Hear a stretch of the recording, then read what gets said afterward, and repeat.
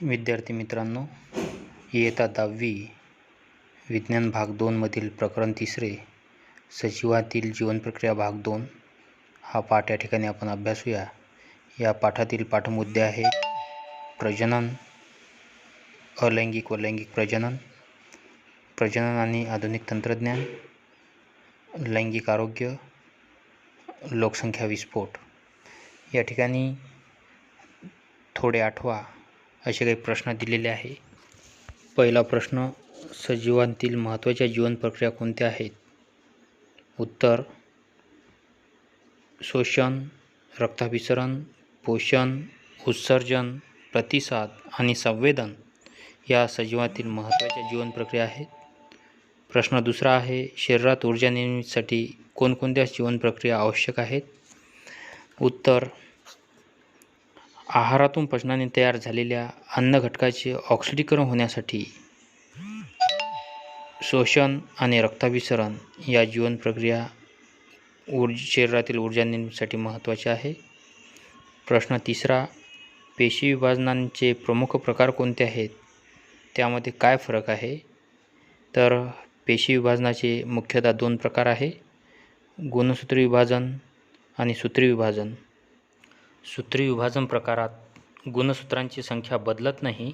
एका जनक पेशीपासून 2 जन्य पेशी तयार होतात. अर्धसूत्री विभाजनात गुणसूत्राची संख्या निम्मी होते. एका जनक पेशीपासून 4 जन्य पेशी तयार होतात. प्रश्न चौथा आहे, पेशी विभाजनात गुणसूत्रे कोणती भूमिका बजावतात?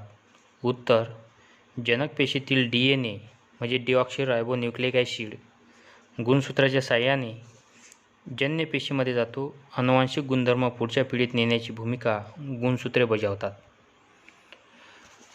तर मित्रांनो, मागील इयत्तामध्ये आपण विविध जीवनप्रक्रियांचा अभ्यास केला. त्या सर्व जीवनप्रक्रिया म्हणजेच पोषण, शोषण, रक्ताभिसरण, उत्सर्जन, संवेदन, प्रतिसाद. प्रत्येक सजीवाला जिवंत राहण्यासाठी या जीवनप्रक्रिया आवश्यक आहेत. या वेगवेगळ्या जीवनप्रक्रियासारखीच अजून एक जीवनप्रक्रिया सजीवामध्ये आढळते, ती म्हणजे प्रजनन, ज्याला आपण रिप्रोडक्शन म्हणतो. परंतु प्रजनन त्या सजीवाला जिवंत राहण्यासाठी उपयोगी नसते, तर तो सजीव ज्या प्रजातीचा आहे ती प्रजाती जिवंत ठेवण्यासाठी, त्या प्रजातीचं अस्तित्व कायम ठेवण्यासाठी ही महत्त्वाची जीवनप्रक्रिया उपयोगी ठरते, ती म्हणजे प्रजनन. या ठिकाणी निरीक्षण करा, असे काही चित्र दिलेले आहे. त्या चित्रात पहिलं चित्र दिलेलं आहे. एका चित्र मध्ये शाकीय प्रजनन दाखवले आहे. रोपाची फांदी लावल्यावर त्याला मुळे येऊन त्यापासून नवे रोप तयार होताना दिसत आहे. चित्र मध्ये कोंबडी अंडी देताना दाखवली आहे.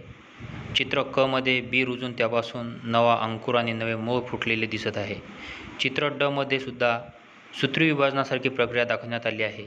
या सर्व चित्राच्या आधारे प्रजनन ही प्रक्रिया दिसून येते. प्रजनन कशा प्रकारे घडून येते हे आपल्याला या चित्रातून दिसून येते. या ठिकाणी सांगा पाहू असे काही प्रश्न दिलेले आहे. त्यातील प्रश्न पहिला, प्रजाती टिकून राहणे म्हणजे काय? तर प्रजातीने यशस्वी प्रजनन करून स्वतःसारखीच संतती निर्माण करणे, जेणेकरून ती प्रजाती स्वतःचे अस्तित्व टिकून ठेवेल, यालाच प्रजाती टिकून राहणे असे म्हणतात.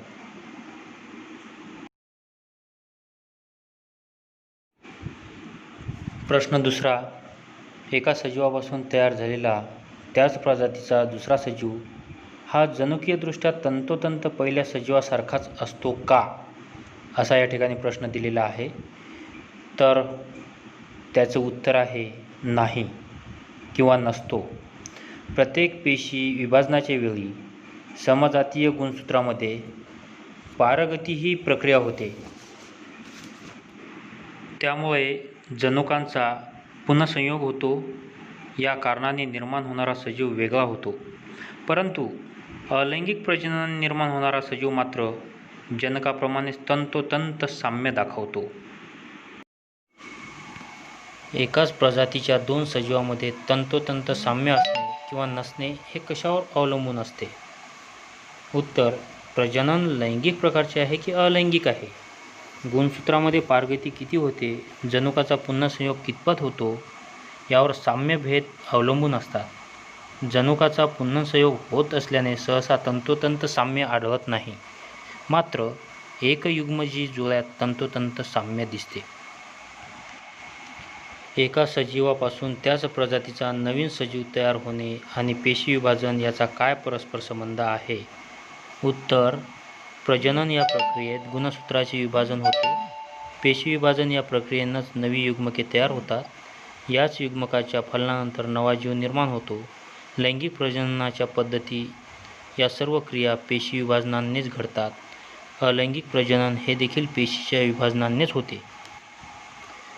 प्रजनन म्हणजे एका सजीवापासून त्याच प्रजातीचा नवीन सजीव तयार होण्याच्या प्रक्रियेला प्रजनन म्हणतात. सजीवाच्या अनेक वैशिष्ट्यपूर्ण लक्षणांपैकी प्रजनन हे एक विशेष लक्षण आहे.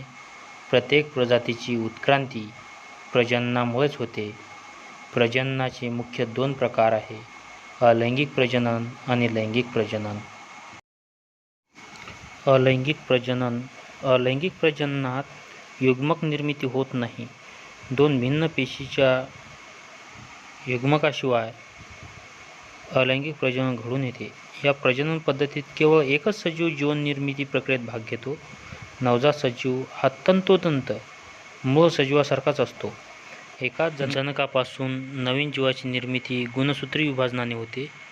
अलैंगिक प्रजननाचा तोटा म्हणजेच जननिक विचरणाचा अभाव आहे, तर अलैंगिक प्रजननाचा फायदा वेगाने होणारे प्रजनन हे या पद्धतीमध्ये म्हणजे अलैंगिक प्रजननामध्ये फायद्याचे ठरते.